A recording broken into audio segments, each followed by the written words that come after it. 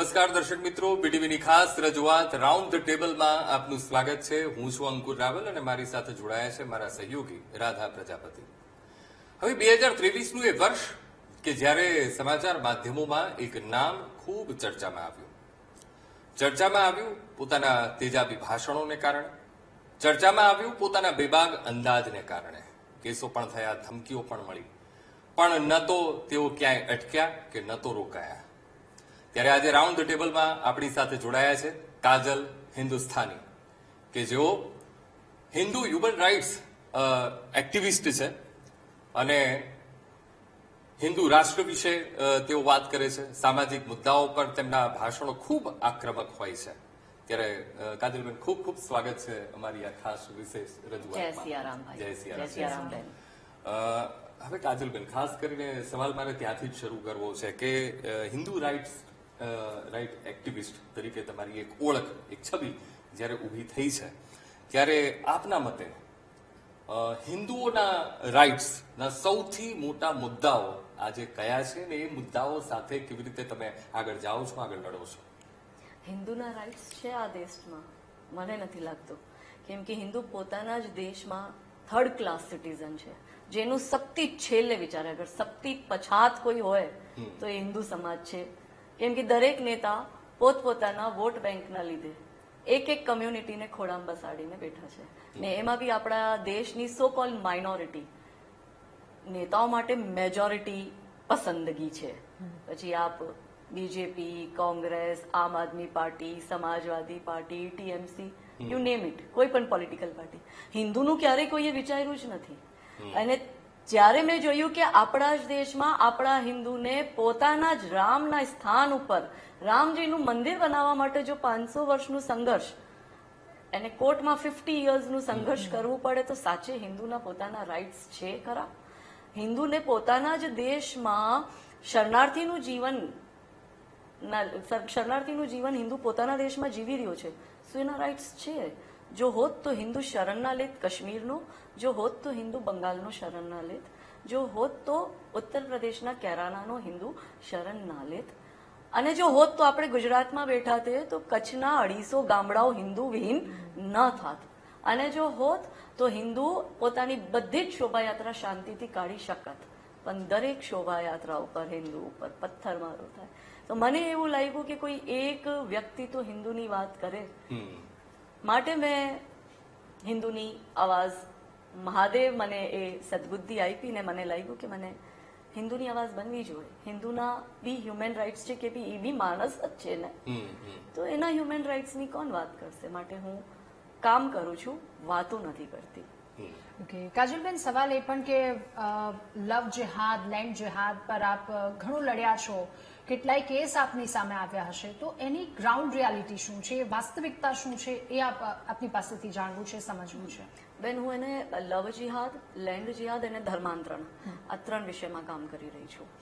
એને ground reality તો એટલી બધી ખરાબ છે કે આપ જ્યારે ગ્રાઉન્ડ ઉપર હો ને આપ એ સિચ્યુએશન જો, તો આપને સાચે લાગે કે શું આપણે ભારતમાં રહીએ છીએ કે આપણે ઈરાન ને સિરિયામાં રહીએ છીએ કે આપણે અફઘાનિસ્તાનમાં રહીએ છીએ, કે અફઘાનિસ્તાનમાં મહિલાઓની જે દુર્દશા છે, કા ઈરાનમાં જે મહિલાઓના રાઇટ્સ નથી, એવી જ દુર્દશા આપણા જ ભારતમાં આપણી હિન્દુ દીકરીઓની થઈ ગઈ છે. કે આપણી દીકરીઓના લિટરલી ભાવ નક્કી કરેલા છે કે બ્રાહ્મણની દીકરી તમે લાવો, મુસલમાનોએ આખી ગેંગ કામ કરે.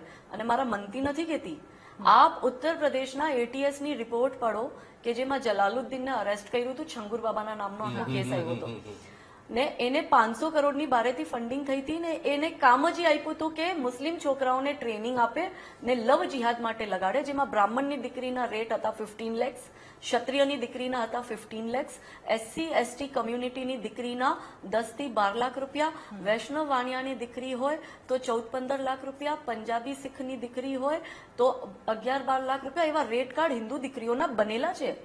એને અમે લોકો તો એટલા બધા સ્ટિંગ કર્યા છે કે જેમાં મુસ્લિમ છોકરાઓ પોતે સ્વીકારે છે કે હમને પૈસો મળે છે હિન્દુ દીકરીઓને ફસાવાના, એને ઇસ્લામમાં કન્વર્ટ કરવાના ને એના કોખથી પછી મુસ્લિમ છોકરાઓ પેદા કરવાના, જે તે કરતા અમે ભારતને 2047 પહેલા ભારતને ઇસ્લામિક દેશ બનાવીએ ને દીકરીઓની એટલી દુર્દશા ખરાબ કે એનું આ બિલીવ નહીં કરો. આપણે અન્ય રાજ્યની વાત નથી કરતા, આપણા ગુજરાતમાં લવ જિહાદના કેસ નથી નોંધાતા.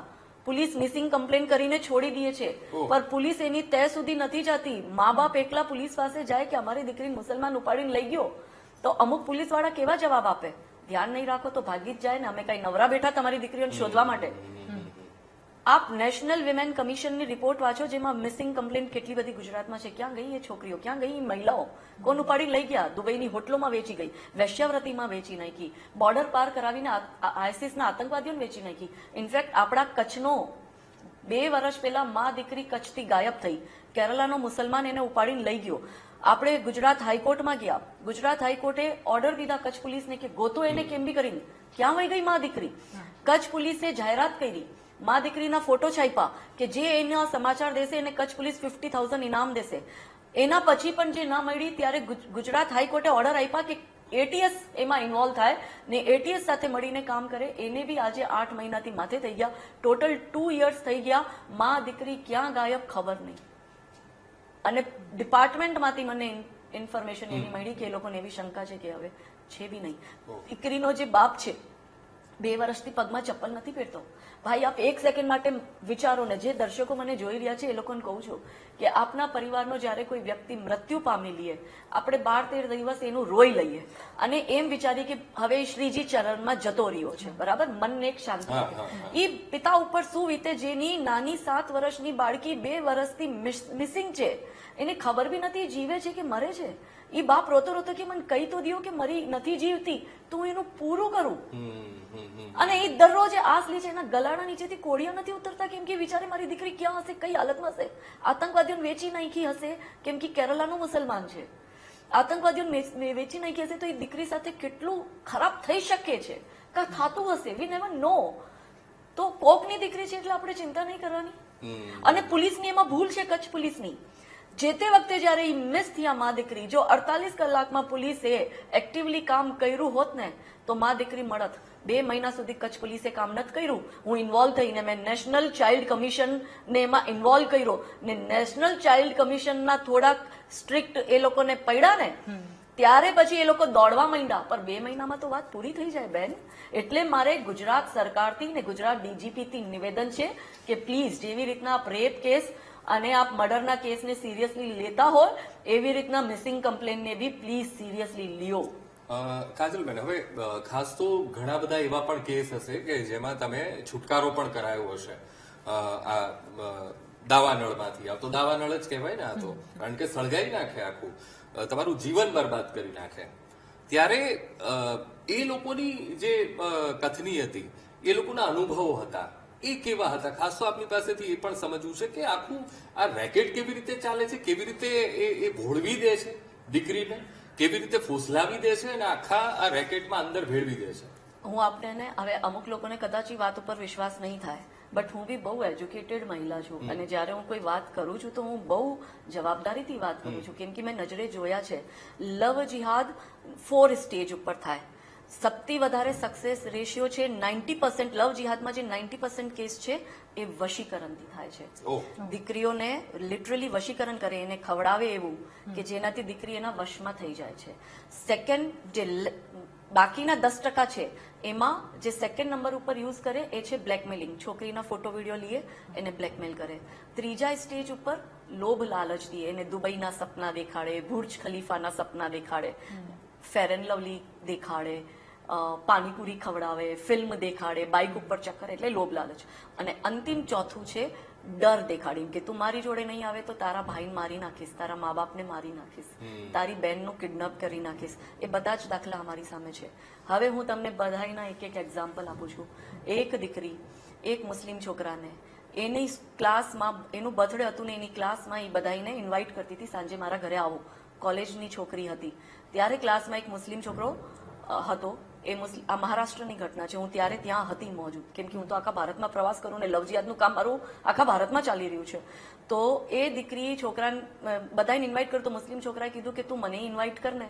એ છોકરી કોઈ દિવસ એ છોકરાથી વાત નથી કરી. એ બહુ હિન્દુવાદી છોકરી હતી. એ છોકરી પછી થોડીક મૂંઝાવીને કીધું ચાલ કઈ વાંધો નહીં, તું આવી જા.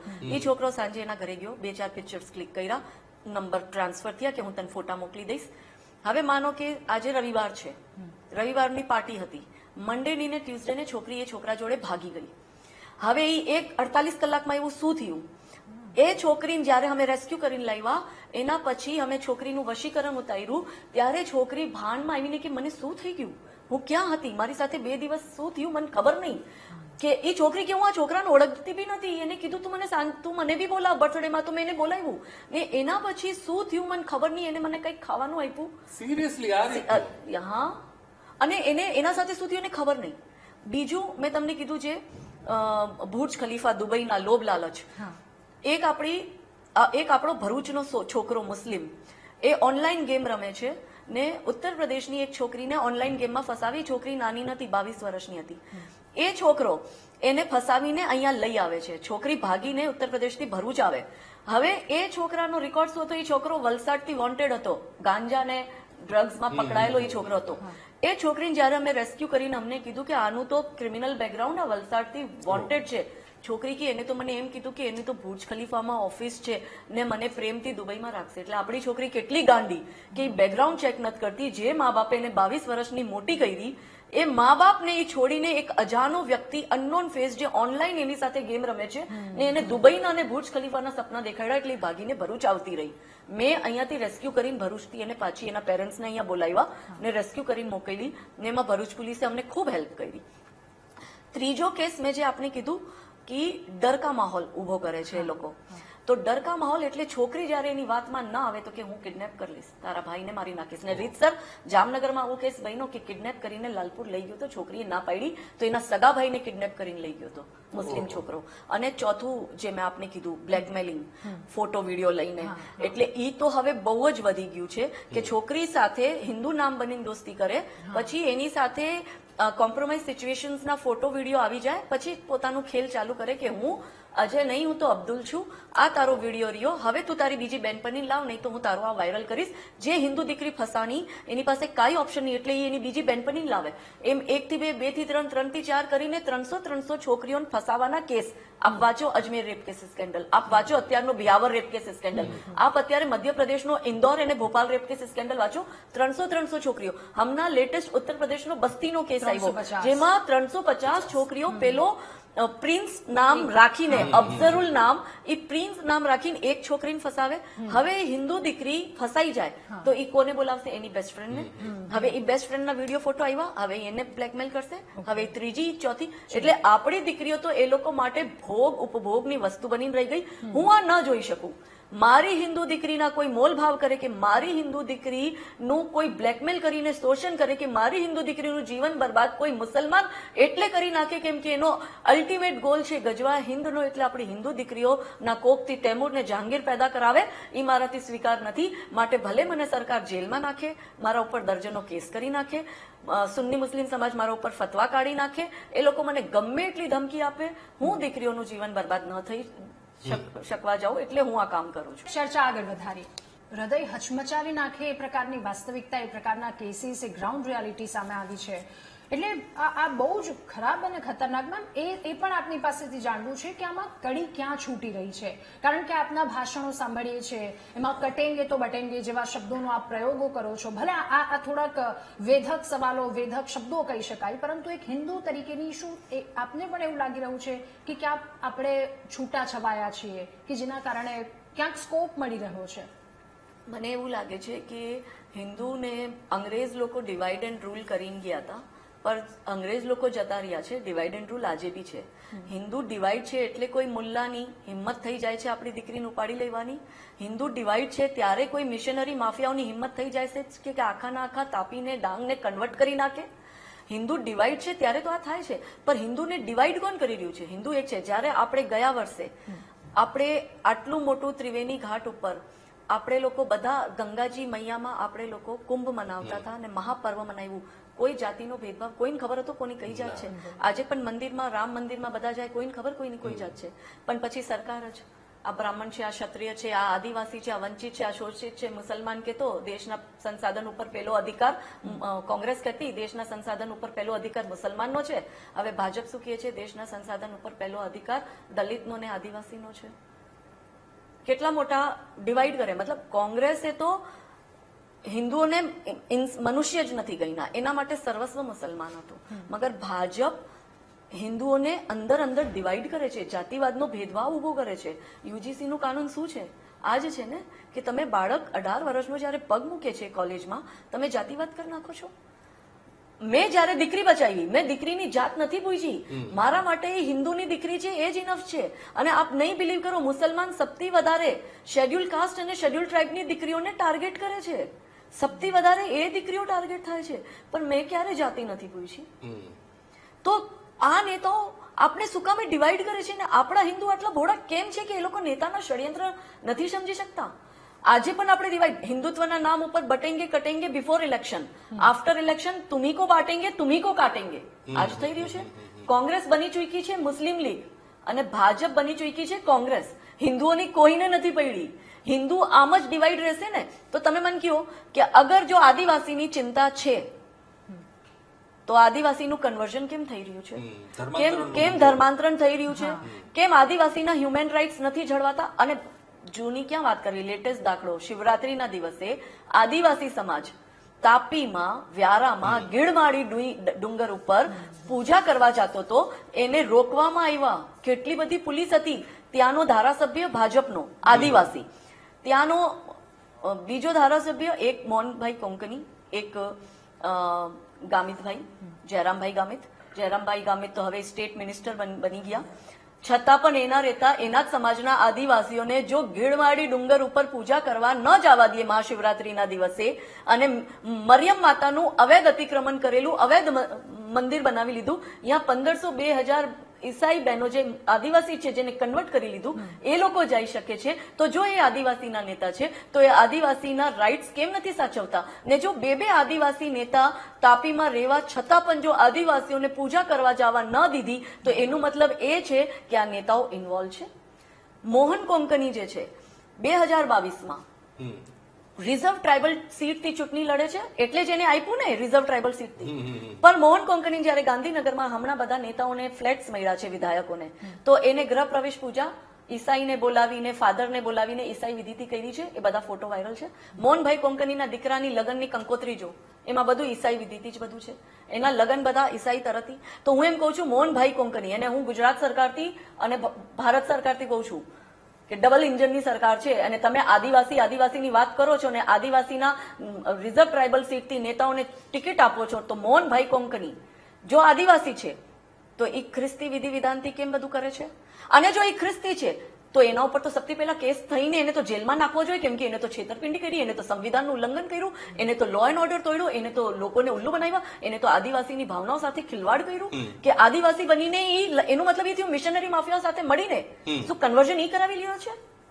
કોણ કરાવી રહ્યા છે? અને જયરામભાઈ ગામિત ક્યાં છે? અને ચેતર વસાવા ક્યાં છે? ઓમ તો બહુ આદિવાસીઓની વાત કરે છે, તો એના જ આદિવાસી સમાજને જ્યારે માતાજીની કની કંસરી માતાજીને હિજારી ચડાવવા માટે પોલીસ રોકે છે ત્યારે ચેતર વસાવા કેમ નથી બોલતા? તો સામે મિશનરી છે તો તમે ચૂપ રહેશો.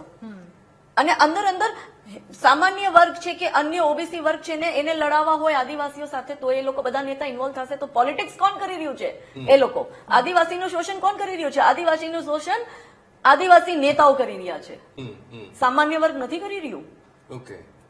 એટલે આમાં સરકારને બી સમજવું પડશે. અને હું તો એ વિચારું છું કે કોઈ કોર્ટમાં કેમ નથી જતું આવા ઠગ નેતાઓના વિરોધમાં કે જે છેતરપિંડી કરીને રિઝર્વ ટ્રાઇબલ સીટથી ટિકિટ લેવી અને કામ ખ્રિસ્તી મિશનરી સાથે કરે છે. ઓકે, હવે તમે એ જે આદિવાસી બહુલ વિસ્તારો આપણા જે છે જે ડિસ્ટ્રિક્ટ ત્યાં પણ તમે કામ કરો છો, ધર્માંતરણનો મુદ્દો કેટલો ગંભીર ત્યાં છે અને ત્યાંના આદિવાસીઓની ખાસ તો સ્થિતિ શું છે? કેવી રીતે તેમને પણ ભોળવી દે છે કે ભાઈ ના તમે ધર્મ બદલી નાખો? બહુ ગંભીર બેન. અને એમાં બી આપણે મહિલા સન્માન અને સુરક્ષાના વિષયમાં જયારે કામ કરતા હોય તો દીકરીઓને લઈને હું બહુ સેન્સિટિવ છું. આપ નહીં બિલીવ કરો, અત્યારે એક કેસ આવ્યો તો રામજીભાઈ ચૌધરીનો, સરકારી શાળાનો શિક્ષક હતો, એને અરેસ્ટ કર્યો, એની આખી ગેંગ અરેસ્ટ થઈ, એ બધા જેલ ભેગા થયા. સરકારી શાળાના શિક્ષક કન્વર્ઝન કરાવી રહ્યા છે તાપી અને ડાંગમાં. એને એક દીકરી હતી, એ દીકરી વિધવા હતી. અંકિત ચૌધરી નામનો ક્રિપ્ટો ક્રિશ્ચિયન એનું શોષણ કરે અને કે હું તારાથી લગ્ન કરીશ અને એનું રેપ કરે. પછી કહે કે છોકરી કે તું મારાથી લગ્ન કર, તો એ અંકિત ચૌધરી જે ડોક્ટર છે એ કહે કે તું મારા પપ્પાથી મળ. રામજી ચૌધરીની એન્ટ્રી થાય. રામજી ચૌધરી સરકારી શાળાનો શિક્ષક અને પોતે પાસ્ટર અને પોતે કન્વર્ઝન કરાવી લીધે. એ છોકરીને કહે કે તું ઈસાઈ બન તો મારા દીકરા સાથે તારા લગ્ન કરાવીશ. અને એ છોકરી કે ઈસાઈ બનવાની શું જરૂર છે? તો કે ના. છોકરીને બેપ્ટિઝમ કરાવે રીતસર નદીમાં કરાવીને, એ લોકોની વિધિ. અને બેપ્ટિઝમ કરવા પછી છોકરીને કહે કે હું જ્યાર સુધી મારા છોકરાના લગ્ન નહીં કરાવું તારી જોડે, જ્યાં સુધી તું તારા આખા ગામને કન્વર્ટ ન કરી દે, મિશનરીમાં કન્વર્ટ કર. પછી અમે લોકો 6 મહિના સુધી આ વિષય કર્યો. એકથી એક દરવાજો ખટખટાવ્યો કે ભાઈ આ જેન્યુન કેસ છે, તમે લો. પોલીસ નવસારી ને નોટ નવસારી, સુરત પોલીસ આમાં, કેમ કે માંડવીનો કેસ હતો, તો સુરત પોલીસ આમાં બિલકુલ રસ ના લે, સુરત પોલીસ આમાં બિલકુલ હેલ્પ ના કરે. પછી મેં ઉચ્ચ અધિકારીઓથી વાત કરી, પછી આખી ઇન્વેસ્ટિગેશન ટીમ બેસાડી, પછી એમાં ઇન્વેસ્ટિગેશનમાં એક ડીવાયએસપી રેન્કના અધિકારી આવ્યા. 6 મહિના સુધી ચાલ્યું. બેન, એક દીકરી સાથે રેપ થાય છે, એનું કન્વર્ઝન થાય છે, એને બેપ્ટિઝમ થાય છે. એ છોકરી આજે પણ ડિપ્રેશનમાં છે. હમણાં હું માંડવી એના ઘરે જયારે એને મળવા ગઈને, હું એના ઘરે 1 કલાક બેઠી હતી. 1 કલાકમાં 1 સેકન્ડ માટે બી એના આંસુડા બંધ નથી થયા. એ કેટલી ડિપ્રેશનમાં આવી ગઈ છે છોકરી. અને 6 મહિના પછી જયારે અરેસ્ટ કર્યા રામજી ગામિતને, ત્યારે મેં આખી ગેંગ, એની 9 જણા શિક્ષકો અરેસ્ટ થયા અને એ લોકોને બહુ મોટું ફંડ વિદેશથી આવતું હતું, એ બી એમાં ખુલાસો થયો છે. તો આદિવાસી કન્વર્ઝન નાકના નીચે થાય છે નેતાઓની. આ કોઈ કોંગ્રેસ રાજ્ય તો છે નહીં, આ મમતાનું રાજ્ય ટીએમસી તો છે નહીં, આ બીજા કોઈ અન્યનું તો નથી. આપણે કહેવાતા હોય છે કે હિન્દુત્વની પાર્ટી છે ભાજપ. જો હું ભાજપની સપોર્ટર બી છું ને હું તો ભાજપની વોટર બી છું, પણ જ્યારે ગલત થતું હોય છે ત્યારે કોઈને તો બોલવું પડશે. અને આદિવાસી સમાજ સાથે જ્યારે ભેળવાવીને ભોળવીને લોભ લાલચથી અથવા એનું શોષણ કરીને અથવા એને હેરાન કરીને અથવા બલજબરીથી, ઇવન બલજબરીથી બી એનું ધર્માંતરણ થઈ રહ્યું છે. હવે હું તમને કહું, દીપક હળપતિ નવસારીમાં ડાભેલ ગામ આવ્યું. દીપક હળપતિની હત્યા મુસલમાનોએ કરી.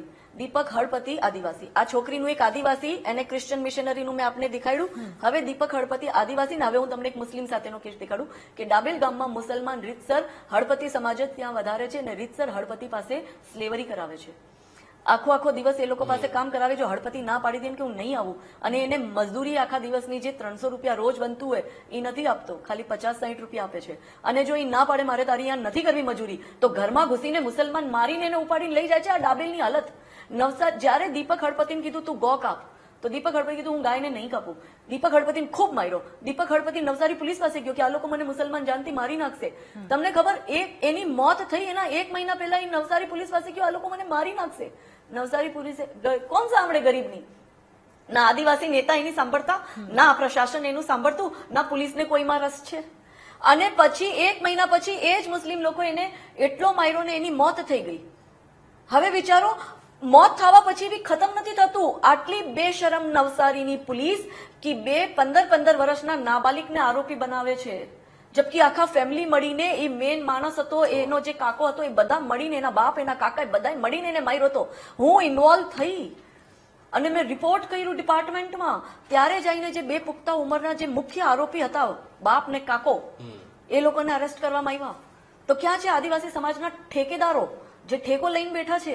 તો કેમ દીપક હળપતિની ન્યાય મેં દેવડાવ્યો? આ જે દીકરી હતી જેને સાથે આદિવાસીઓએ ક્રિશ્ચિયન મિશનરી વાળોએ આવું કર્યું, એ આદિવાસી દીકરી સાથે એને મેં દેવડાવ્યો. હું કોણ છું? હું કાજલ હિન્દુસ્તાની છું. ભલે સરકાર પોતાની લેંગ્વેજમાં મને SC ST OBC થી અલગ કરવા માટે મારા ઉપર થપ્પો મારી દેશે, આ સામાન્ય વર્ગની છે. કેમ કે આ દેશમાં તો સામાન્ય વર્ગ થવું એક બહુ મોટો ગુનો થઈ ગયો છે. જેવી રીતના સરકાર ડિવાઈડ કરી રહી છે UGC જેવા કાળા કાયદા લાવીને, ત્યારે હું એમ કહું છું કે રક્ષા તો અમારા જેવા લોકો કરીએ છીએ. મેં તો ક્યારેય નથી જોયું કે હું કયા વર્ગની છું.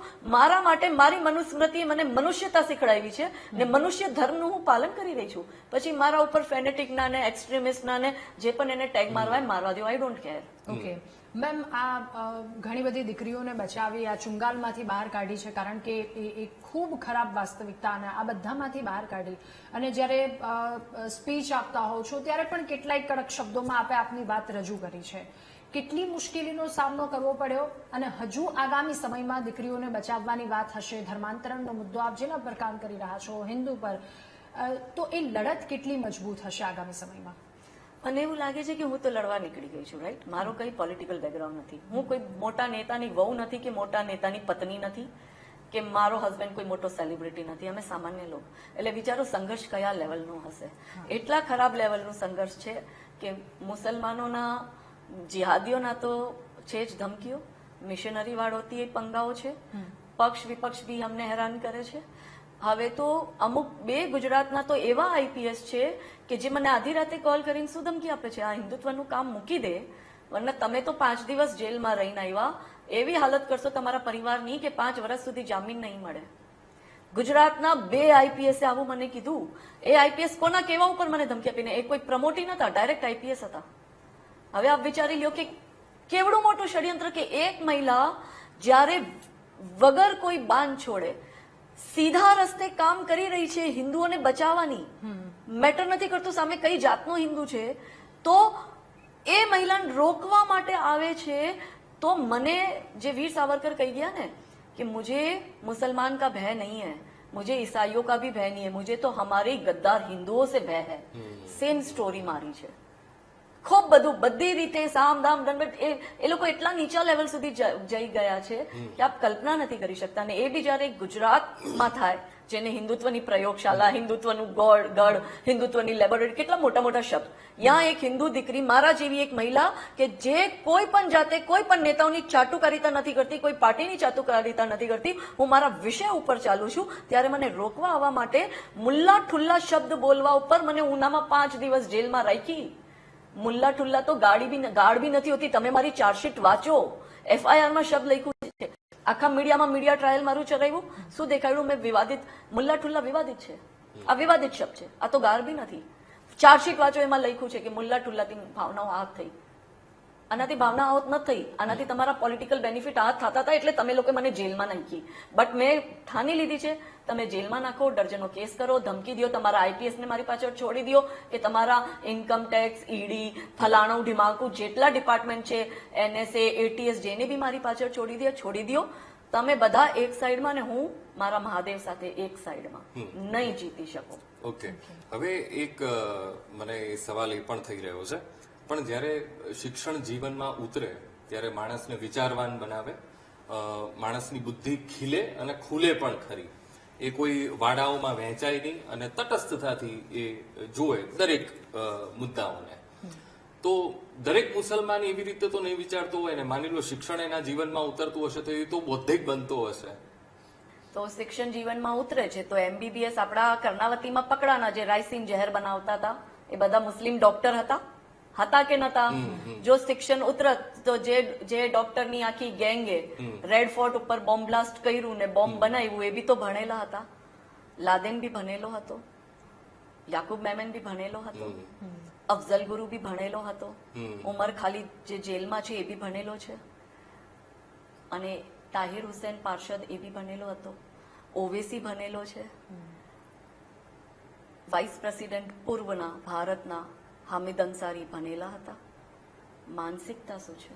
એટલે કોઈ ભી ઓહદા દે દો, ये उन्मादी ही निकलेंगे, जिसमें खाएंगे ये उसकी बर्बादी ही निकलेंगे, और दूध पिलाने से सांपों ने कब अपनी फितरत छोड़ी है, खाल उतारेंगे अपनी तो जिहादी ही निकलेंगे. वंस जिहादी ऑलवेज अ जिहादी. બિલકુલ. મેમ, આપનો ખૂબ આભાર રાઉન્ડ ધ ટેબલમાં અમારી સાથે આ મુદ્દા પર ચર્ચા કરવા બદલ, ઘણી બધી વાતો પર ચર્ચા કરવા બદલ. તો દર્શક મિત્રો, આ હતા કાજલ હિન્દુસ્તાની, જેમની સાથે આપણે વાતચીત કરી અને જે ગ્રાઉન્ડ રિયાલિટી છે, દીકરીઓ સાથે જે થઈ રહ્યું છે, પ્રેમના નામે જે પ્રપંચ થઈ રહ્યો છે, એ પ્રપંચનો એક અરીસો બતાવ્યો છે. દીકરીઓને પણ ખાસ વિનંતી છે, પ્રેમ કરીએ પણ આંખ બંધ કરીને નહીં. પ્રેમ હોય તો પછી ત્યાં વિડીયો, ત્યાં શોષણની કોઈ જ આવશ્યકતા નથી. તો એ વાત સમજી વિચારીને કરવાની ખૂબ વધારે આવશ્યકતા છે. અને આજે વસ્તુ સામે આવી રહી છે, લવ જેહાદને લઈને, લેન્ડ જેહાદને લઈને જો સામે આવી રહી છે તો થોડુંક વિચારવાની જરૂર છે. અને આ સાથે સવાલ એ પણ, વાત એ પણ કે આપણે કહીએ છીએ કે બદલાવવું છે, બદલાવવું પડશે. આસન બદલે, રાશન બદલે કે કોઈ પણ શાસન બદલે, પણ જ્યાં સુધી વિચાર કે વાસણ નહીં બદલે ત્યાં સુધી વાસી ખાવું પડશે. એટલે એક શરૂઆત છે, પરંતુ આજે આખો એક કીચડ સામે આવ્યો છે, એનો અંત હવે આવે એ આશા સાથે રાઉન્ડ ધ ટેબલમાં હાલ બસ આટલું જ. આવતા રવિવારે ફરી એક નવા વ્યક્તિ વિશેષની સાથે આપને મુલાકાત કરાવીશું. ત્યાં સુધી અમને આપશો રજા. નમસ્કાર.